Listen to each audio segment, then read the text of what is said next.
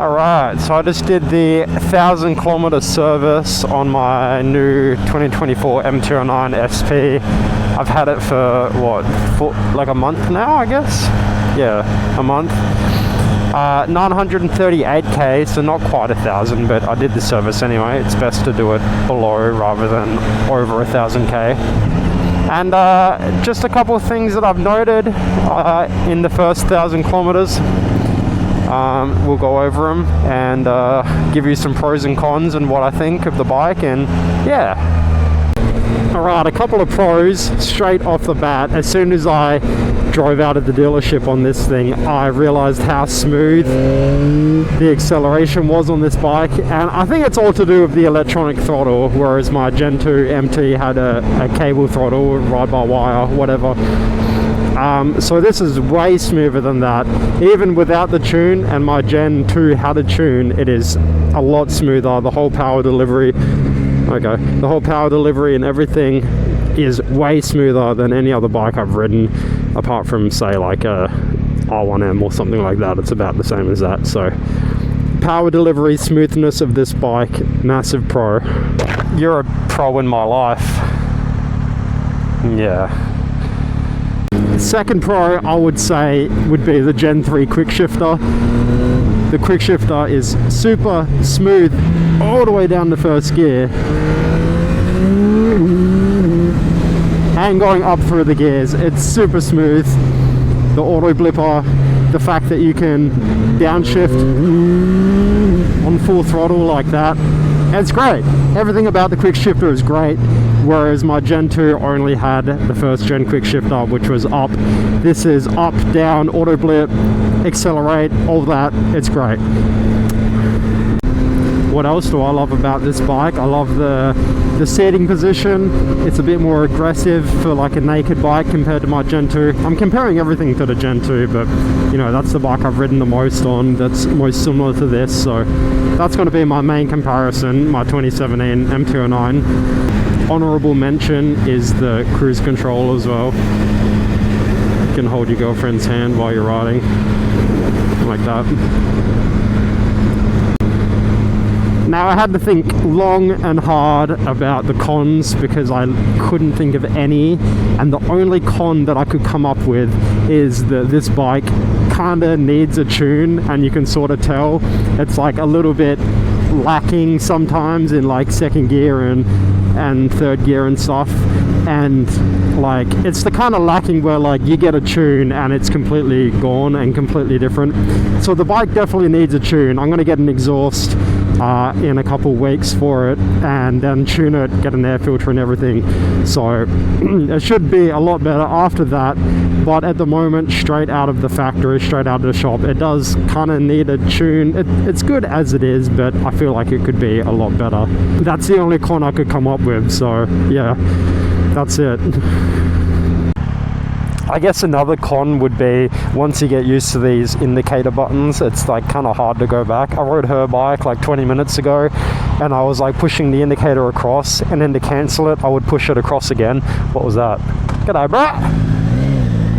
I was on her bike and I was pushing the indicator across again to cancel it, and you just have to push it in to cancel it, whereas this, you push it and then you push it again to cancel it. So I guess, you know, if you're switching bikes a lot or whatever, it's just something you have to keep in mind, but that's like nitpicking. It's not really a con, it's just there. You know what? Give me that. Give me that. Hit it. You win this time. I'm gonna get that before the end of the video. I also got a new tank pad today. Look at that new tank pad. Yoink. Mine now. Told you I'd get it. Look at me, I'm your typical TikTok biker playing with my fuel cap at lights because I have so much ADHD. I have to play with my fuel cap. So much ADHD. I got a POV, you're a TikTok biker sitting at traffic lights.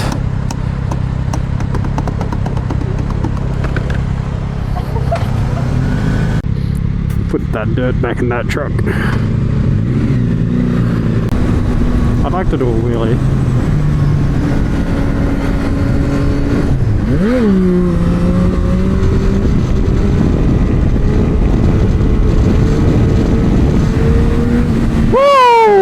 felt good as fuck.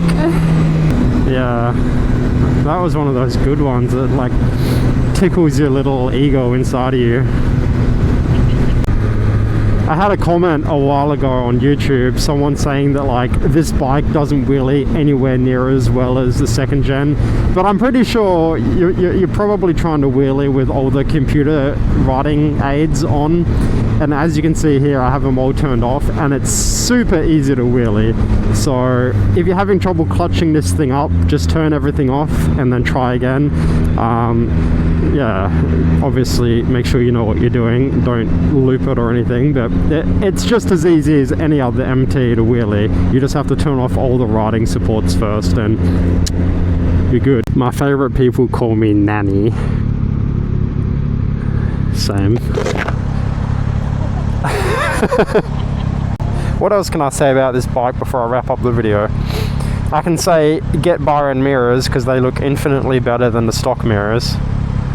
What else? What else could you say about it?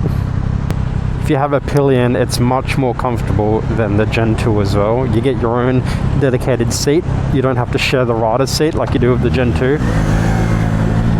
So there's that. If you are someone that has a backpack or a pillion a lot, there's that. It's more comfortable for the pillion as well. So, oh, that's one more thing I wanted to talk about. How did I break in the bike? Because obviously I did the whole break-in period. Now, I was told by the dealership, and I knew this already, that you're meant to break in the bike how you would normally ride the bike. Obviously don't bounce off the limiter and everything like that, but if you ride kind of hard, you should break the bike in kind of hard, because then the bike is going to adapt to how you ride when it's first breaking in.